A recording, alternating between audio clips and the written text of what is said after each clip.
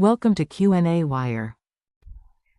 Hi, in this question we are given the reaction of decomposition reaction for potassium nitrate that decomposes into potassium oxide, gives nitrogen gas and oxygen. Firstly, we need to determine number of moles of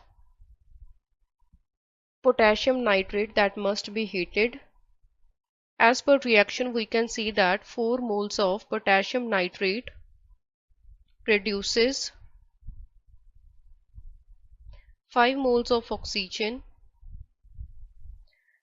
We will determine number of moles of oxygen by dividing the mass with the molar mass. Here given mass is 99 kgs. We will multiply it with 1000 for getting converted it to grams. Molar mass moles comes out 3093.75 moles.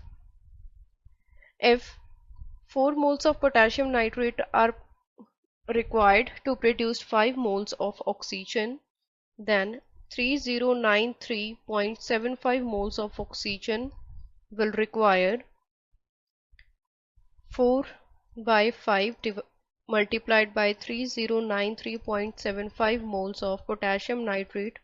It comes out 2475 moles of potassium nitrates are required that must be heated.